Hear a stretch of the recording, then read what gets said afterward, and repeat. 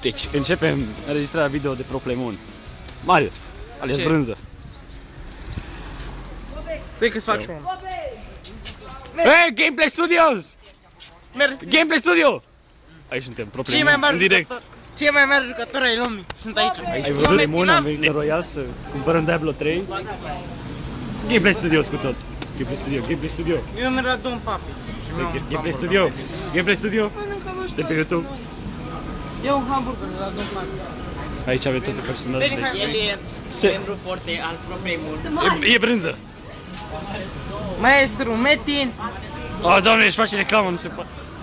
Iar el pute. filmat. Taci din gură. Cameraman. Uite cum pute. Se descurcă în cantor. De nu tot. Nu. Băi, iar stăm la coadă prea mult. Paparatul dracu. Uite la mare. Unde te de jur? Îți poți filma părul din nas? Rata-i apelul. Bun, deci asta e prima ediție și a doua. Teo, ce mi-i? Teo, uite. Știam eu. De asta nu suntem prieteni. Deci avem aici pizza, super pizza. Gameplay Studio, foarte Gameplay Studio, mai gameplay ca niciodată. Celălalt Gameplay Studio.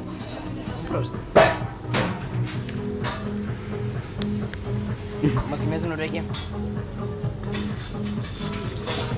Ai, nu. Marius, unde ai fost?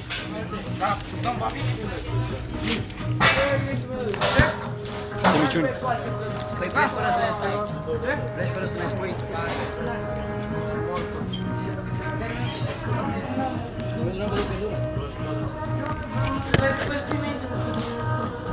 O să fiu alianță foarte productivă.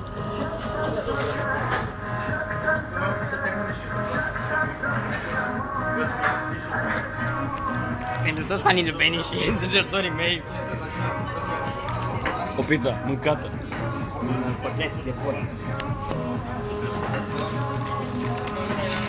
Gameplay Studio este încă o echipă foarte călduroasă și familistă, care mănâncă în cinstea altora. A noastră. Așa ceva de labă. Mai! El este cel mai mare fan Pornhub. Nu, Bobby, te dă o parte să vadă. Așa, Marius, el e cel mai mare fan Pornhub. El rața aici de față cu retul. E Supernova, toate retul. Iar eu m-am lăsat. El încă o face pe Gameplay Studio și clipurile lui. El, cel mai mare labagist, Marius. Marius! Brânză! Ce? Sunt ocupat. Da, el e pe joystick acum. Bobby? Cel mai mare fan Pro Play Moon. Cristi? Da, Marius. Al doilea cel mai mare fan Pro Play Moon.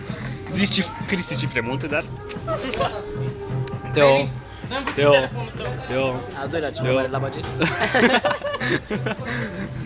Ștefi, și el e un fan, cel mai bun e fanul meu, doar al meu. Uite asta susținătorul Pornhub. Ai pus degetul pe cameră. Bravo, ești inteligent. Acolo avem pe Raț, fotbalistul care să ne sponsorizeze. Și Ediile cu băutura. Ce? Unde? De concentrat asta acolo. A fost un like pentru Pro Play Moon, ai văzut? Bă, pentru Pro Play sau pentru gameplay? Tirică, ce mai facem acum? Teo, filmează-l pe Teo. Ce a fost? A fost un like pentru Pro Play Moon sau pentru Gameplay Studio? Gameplay. Cum? N-ai votat cu mine? Te omor. Mai spune încă o dată. Pentru ce? Mai zi o dată. Pro Play Moon. Pentru Pro Play. În gură! E fanul nostru. Gata, l-a surat. Hai bă, hai. Acum intrăm în Planco să furăm un video cu posibil Diablo 3. Să ne preface că nu filmăm. Nu că fie pe aici.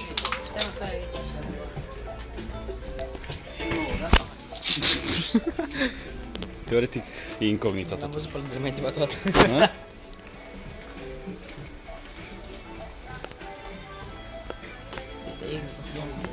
De ăsta ești tu? Nu.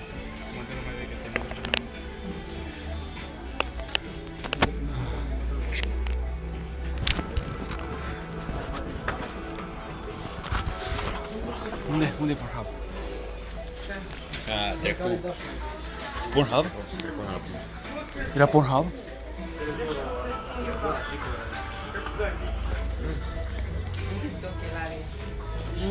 Gameplay Studios aici, iarăși, deci nu scăpăm de ei niciodată, mereu în spatele nostru.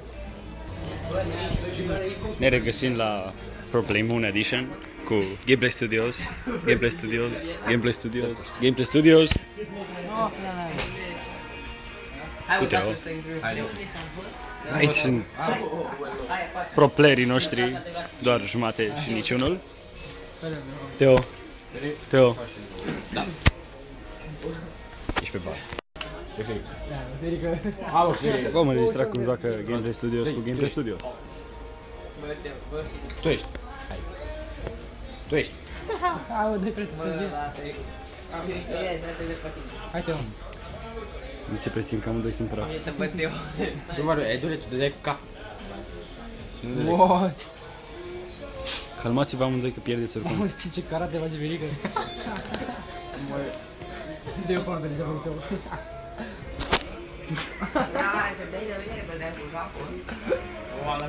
Dă-i tu. Mai de ce o zberește? 5, 4, Dă-i Ferica. 3, cine 4, 2, 1. De ce Ferica e fată? Hai, lasă-mă Bă, mai spate. Gameplay Studios oricum a fost mereu mai feminin. Deci, ca să intrăm în subiect, mai ceva ca predicatul, vom declara că Gameplay Studios și Pro Play Moon nu au niciun Teo marș! Teo marș! nu au niciun conflict între ei și... Băi, mai da! Ești bețiv? Nu spre aici, să fuu. Așa, bine, ce vrei să spui? Dă-i mai tare. Uitați! Băi, mă filmezi în gură. Să bătai în fața lor.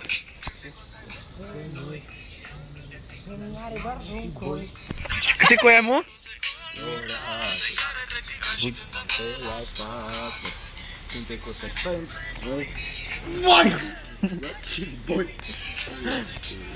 Aaa, nasturi! Și-am pe tine acum. Și filmai.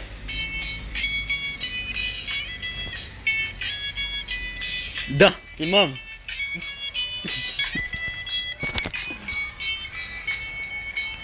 Bă, nu mă pricep cu aia. Vezi că iar încep să filmezi că... Te Pro TV? Dă-i mai tare. Dă-i mai Băi, tare. dar nu filmezi melodia, ce dracu ești nebun?